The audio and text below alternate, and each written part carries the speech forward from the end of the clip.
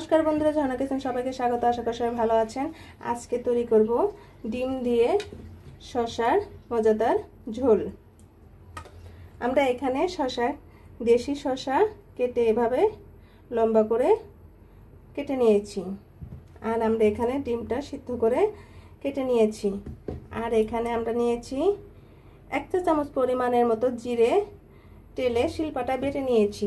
খুব সামান্য উপকরণ দিয়ে আমরা ডিম শসা তরকারি রান্না করব। এখানে রসুন এবং আদা চা চামচ পরিমাণের মতো শিলপাটা বেটে নিয়েছি। মাত্র দুটো এলাচ আমরা শিলপাটা থেতো করে নিয়েছি আর দুটো দারচিনি নিয়েছি। 1 চিমটি পরিমাণের মতো গোটা কয়েক জিরে, আধা চা চামচ পরিমাণের মতো ধনিয়া এবং আধা চা চামচ পরিমাণের চেয়ে কম লঙ্কার গুঁড়ো এবং হলুদ গুঁড়ো আর বড় সাইজের একটি পেঁয়াজ কুচি করে নিয়েছি। মাত্র 4টে কাঁচা লঙ্কা নিয়েছি। খুব সহজেই তৈরি করে নিব। প্রথমে আমরা ডিমটা ভেজে নিব। আমরা কড়াইতে 1.5 চা চামচ পরিমাণের মতো সাদা তেল দিয়ে দিয়েছি। খুব সামান্য পরিমাণের মতো 1 চিমটি পরিমাণের মতো হলুদ গুঁড়ো আমরা তেলে দিয়ে দিব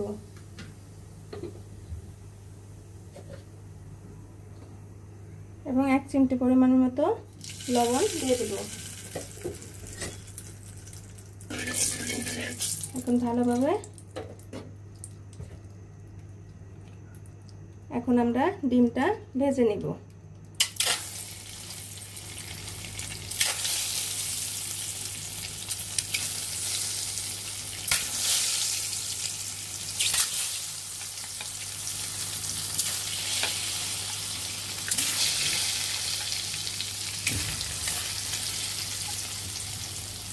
এভাবে ডিম তেলের মাঝে 1 চিমটি পরিমাণের মতো হলুদ গুঁড়ো দিয়ে ভাজলে ডিমটা কালারটা খুব সুন্দর আসে।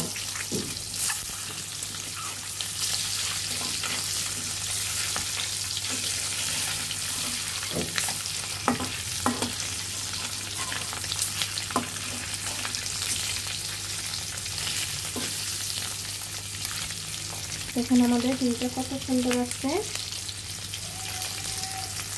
আমাদের ডিমটি ভাজা হয়ে গিয়েছে, আমরা নামিয়ে নিব। এখন ডিম ভাজার যে তেল রয়েছে সেই তেলের মাঝে আমরা 1 চিমটি পরিমাণের মতো জিরে দিয়ে দিব এবং দারচিনি এবং দুটো এলাচ দিয়ে দিব। এখন পেঁয়াজ কুচি দিয়ে দেব।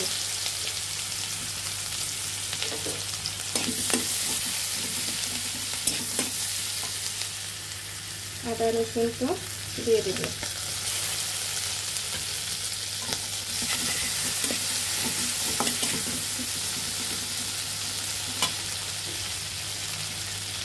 সামান্য পরিমাণের মতো লবণ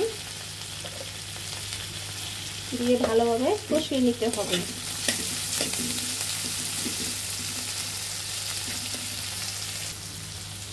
একে একে আমরা রসুন সবকিছু দিয়ে দিয়েছি। রসুন আদা ভালো করে ভাজা হয়ে গিয়েছে। এখন আমরা লঙ্কা এবং লঙ্কার গুঁড়ো, হলুদের গুঁড়ো, ধনিয়ার গুঁড়ো একসাথে সব মশলা দিয়ে দিব। এখন ভালোভাবে কষিয়ে নিতে হবে। খুব সামান্য পরিমাণ মতো জল দিয়ে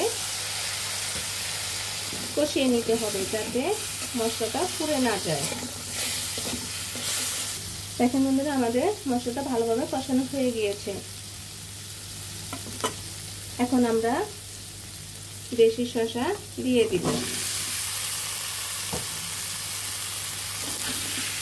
এখন ভালোভাবে কষিয়ে নিতে হবে। আমাদের কষানো প্রায় হয়ে গিয়েছে আর আমরা 1 থেকে 2 মিনিটের মতো কষিয়ে নিব। প্লিজ বন্ধুরা, এখনো যারা সাবস্ক্রাইব করেনি তারা একটু সাবস্ক্রাইব করে দিবেন এবং একটু লাইক করে দিবেন। আপনারা আমার পাশে থাকবেন। নতুন নতুন রেসিপি নিয়ে আপনাদের সামনে হাজির হব। আর আপনারা এভাবে ডিম দিয়ে শসা তরকারি কে কে খেয়েছেন অবশ্যই কমেন্টে জানাবেন। খুবই মজাদার একটি রেসিপি।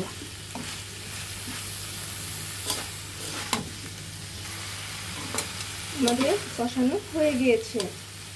শসা তরকারিতে খুবই তেল মশলা খুবই কম লাগে এবং খেতে খুবই টেস্টি হয়।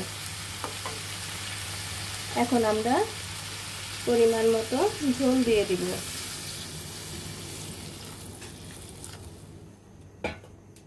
শসা তরকারিতে বেশি ঝোল হয় না, ঠিক এরকম হলেই হবে।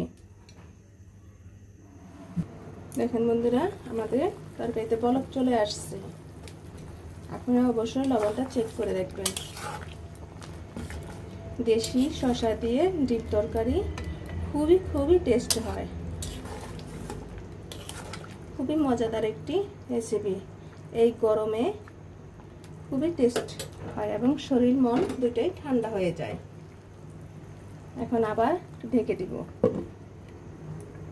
দেখেন আমাদের তরকারিটা ঘন হয়ে গিয়েছে, প্রায় শসাও প্রায় গলে গিয়েছে।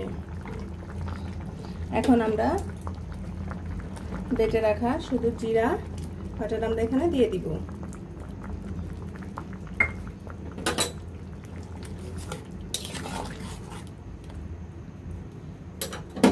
এখন আবার 1 থেকে 2 মিনিটের জন্য ঢেকে দিব। আমাদের তরকারিটি প্রায় হয়ে গিয়েছে। এখন আমরা ভেজে রাখা ডিম দিয়ে দিব।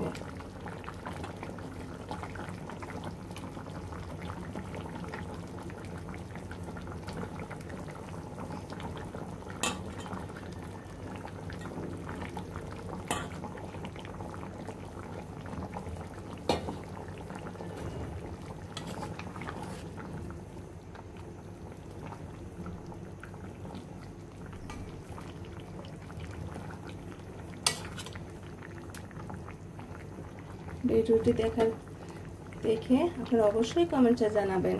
এখন আমাদের তরকারিটা হয়ে গিয়েছে, এখন আমরা নামিয়ে নিব। দেখেন বন্ধুরা, আমাদের ডিম শসার তরকারিটি হয়ে গিয়েছে। দেখতে কত সুন্দর দেখাচ্ছে এবং খেতে অনেক টেস্ট হয়েছে। আপনারা অবশ্যই ভিডিওটি দেখবেন এবং বাসায় তৈরি করে খাবেন। ভিডিওটি দেখার জন্য ধন্যবাদ। Thank you.